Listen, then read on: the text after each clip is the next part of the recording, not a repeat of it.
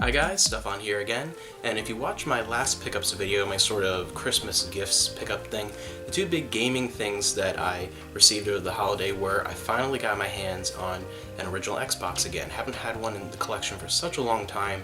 One of those things that for one reason or another got rid of many years ago, still have lots of games for it. I've always been meaning to grab one, just never happened. Finally got one back in the collection. Particularly excited to go back and play things like Panzer Dragoon Orta and get into my favorite Western released game of all time, The Elder Scrolls 3 Morrowind yet again on the original Xbox. The other cool thing, I mentioned I was going to do a follow-up video to that, and this is it obviously.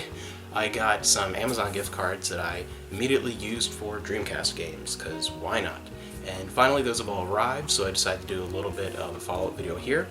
First thing I picked up was Draconis Cult of the Worm, a really cool action RPG that so far has just a really interesting, it's a pretty dark vibe to it that is a lot of fun and has a really great voice cast. It has some people from the Legacy of Kain series.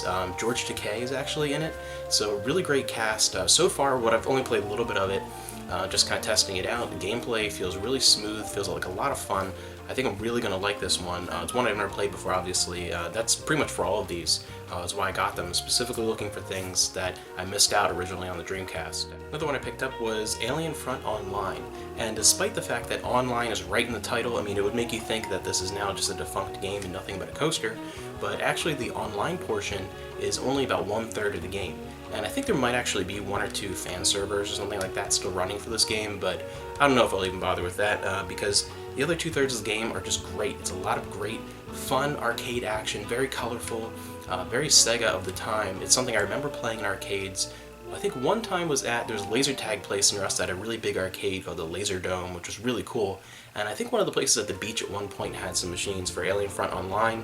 You have a general just sort of arcade action mode where you're picking different units, either the aliens or the humans, and each have 3 different varieties of units, lots of pickups and destructible environments, and you're just blowing things up, and it's a lot of fun. Very just simple, sort of a simple fun thing, which is the great arcade experience where it's simple, but there's enough to it that it doesn't bore you. It's easy to get into, but it keeps you playing. It has a great hook. And the other mode is more of a strategic mode where it takes you through missions. First, you can either pick the aliens or the humans and do both of those, set up kind of like different campaigns. And there are lots of missions with the same general idea, but they have a lot of specific objectives, and that's a lot of fun. There's actually a ton of content. If you see this, it's dirt cheap, and I do think a lot of people, when they see it, if they don't realize that there's a lot of offline content. If you definitely check it out. It's a great arcade game I've been playing a lot of so far. One of the more interesting pickups was the Dreamcast for Tekken 3. So I can now play Tekken 3 on my Dreamcast, and it actually looks and sounds a lot better. It really, especially the sound, like it looks a little bit cleaner, the edges aren't quite as sharp, everything's kind of smoothed out, you can see detail a little bit better, it's not quite as pixely, but the sound is amazing on this. The music sounds fantastic, it's a lot of fun, it maps perfectly to the Dreamcast controller, and one of the more interesting things, I haven't tried that out, is it actually makes it VGA compatible. So if you have one of those VGA boxes and a VGA monitor or TV that uses VGA, you can actually now even make Tekken 3 look even better. So it's just crazy. It's an incredible thing. A lot of fun. I really like Tekken, so I've been having a lot of fun toying around with that. And another pickup is a game that I think a lot of people really forget exists. When you think of the Prince of Persia, you think of the original game, which has versions ported to pretty much everything ever created. It's ridiculous. And then people kind of skip ahead to the Gen 6 trilogy, the Prince of Persia, the GameCube, PS2, and original Xbox games. And I think a lot of people forget the original Dreamcast, and I think PC also was available, Prince of Persia Arabian Nights. And I was able to pick that up. It's a lot of fun. It actually it feels in a way a little bit closer to Tomb Raider than to the Gen 6 trilogy. I think it's if you played Tomb Raider and you've played those Prince of Persia games, take 2 of them, mesh them together, and that gives you a good idea what this one is, and it's a little more narrative focused. I'm really enjoying it so far. Again, it's one I've only played a little bit because it's just a recent pickup, and a lot of my time has been taken up by this last one, the most important one, something I've been looking for a long time, but just can never find it for a decent price. unless it's in terrible shape. And that is Skies of Arcadia, a game I've never had a chance to play the whole thing. I played a little bit way back in the day, and one of the Dreamcast magazine demo discs that I have has a massive demo for it. It actually has 3 little modes showing combat, some of the story, some of the aerial combat, and then has a little demo sequence that takes you through a good like 3 or 4 hour portion of the game, so it's a big demo. Finally now I've been able to start playing the actual game, and it's amazing so far. I'm only about 7 or 8 hours in, so I'm not going to talk a whole lot about it yet. It is a game that I would love to review because it's meeting my expectations. I had very high expectations for this. I generally try to keep my expectations low and experience something new because I don't really, if I'm not sure it's going to quite live up to that incredible hype, that nostalgia factor a lot of people throw at something, I want to keep my expectations low and kind of give my own opinion, but this is meeting that entirely. Like this is wonderful so far, and it's just so nice. I can't explain like how nice it is to be able to play a very traditional turn-based RPG on the Dreamcast, because really aren't that many, and it's just, for that to be such a quality experience is just great. I'm loving it so far. Every little aspect of it, the originality has such a great sense of adventure. I mean, just being that sky pirate, being an air pirate as they call them in Skies of Arcadia, is just, it has such a, it's a nice breath of fresh air. It has this great element of exploration and freedom that I'm really enjoying. And in the meantime, while I was waiting for these to show up to do this video, my wife and I went to Goodwill a couple more times and didn't really find a whole lot, except yesterday we went just to take some old clothes and donate to Goodwill, and we decided to stop in, and we found one book in the regular portion of Goodwill, and then we went into the bargain room, which is basically just like a junk room, and we actually found the best pickup we found there in a long time. And it was sitting on just the top of a pile, and it was really busy. It was the middle of the afternoon. Everyone was surrounding it, completely ignored by everyone in the room.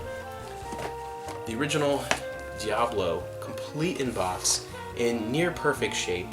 It includes everything. The manual, the game with the disc is completely scratch-free. It's just, I couldn't believe it. And because it was in that room, everything is just by weight. Just kind of throw everything on there. A lot of stuff there is broken and things, so you never know. So it was less than $2, absolutely complete. It even has like the old registration card and everything. It's fantastic, and I was so excited to find this. It actually even includes Hellfire, the expansion set. I mean, it literally had everything for the original Diablo. It was an incredible find, something very nostalgic that I have not played in a long time.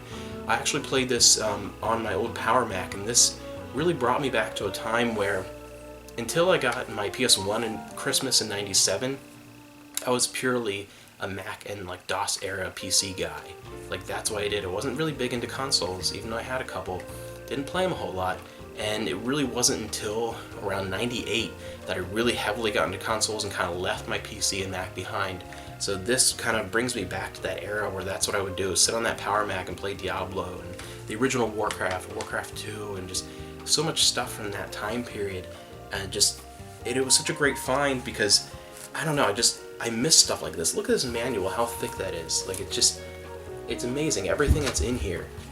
Why don't games come with stuff like this anymore? It's so wonderful. And it was a great find because it's actually the only Diablo I really like. I really don't have much of an interest in Diablo 3, to be honest. And Diablo 2 I enjoyed back in the day, but it felt a little more multiplayer focused, and I didn't really do that. I just played through the single player. I don't really like the multiplayer aspect of something like Diablo. I didn't really get into it, and I felt Diablo 2 was more tailored towards that, and it overall is, I think, technically a little bit better of a game, but I just didn't enjoy it as much. There's something about the original Diablo that I think between 1 and 2, something about the atmosphere was lost. Just the music in the original Diablo, especially in the main town, I love that theme. It's so iconic, and just, it brought me back. I felt like I was a kid again. It felt like it was the '96 again, just sitting there and listening to that for a few minutes before I really started playing.